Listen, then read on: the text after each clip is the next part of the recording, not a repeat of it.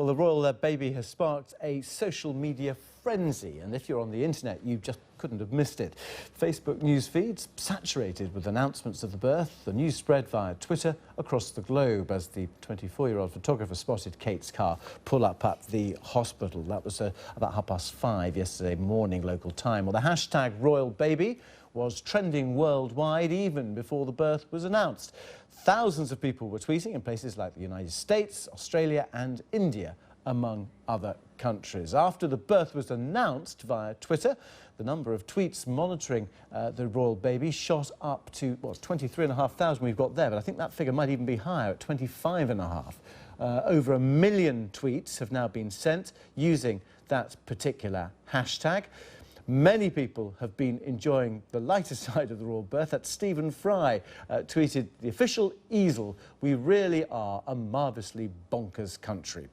Someone calling themselves at Professor Snape wrote, "Dear William and Kate, if William is 100% royal and Princess Kate is 0% royal, will that make your son a half-blood prince?"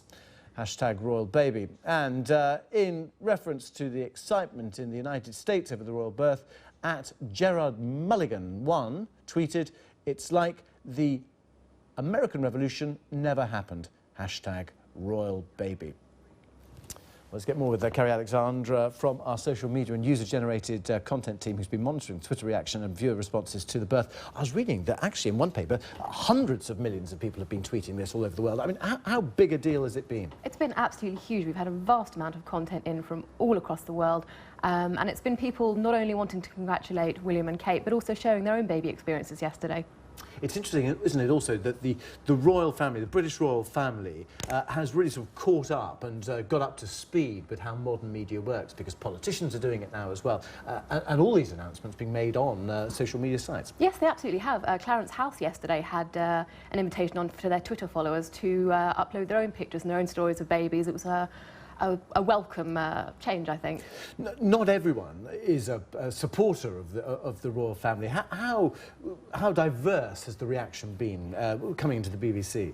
It's been largely positive.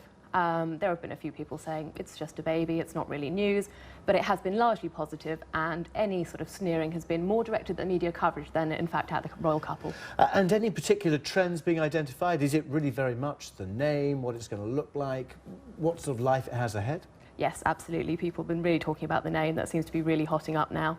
And I think also just the future of you know, how its life will pan out, how William will treat it, how he was brought up by Diana, that sort of thing.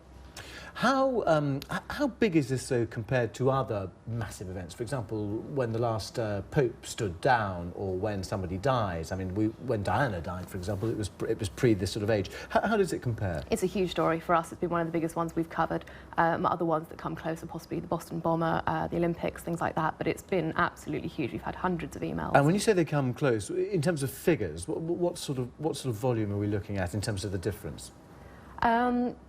This has been an enormous story. There's just been it's coming in from so many different places. That's the thing about this, that it's coming in across social media, it's coming in via emails, it's coming in on Twitter and on text. So I mean, it's hard to quantify how much, but there's so much. And the start of those graphics, just before we came to speak to you, we were looking at the various countries. So this is a story which has gone right the way around the world. But is there one particular country which has shown a greater interest? New Zealand seemed to be very, very excited. They were lighting up their towers, their famous towers in Auckland last night, and plenty of New Zealanders have been sending us in well wishes and also pictures, UGC pictures of the towers and of their own celebrations, and also their own babies, of course. All right, OK, Kerry, thanks very much indeed for monitoring that for us. Stay with us here on BBC World News, still to come. Place your bets. We're going to stay with that royal birth. We'll be looking at the likely names for the baby prince. Will William and Kate go for something traditional, or will they surprise us?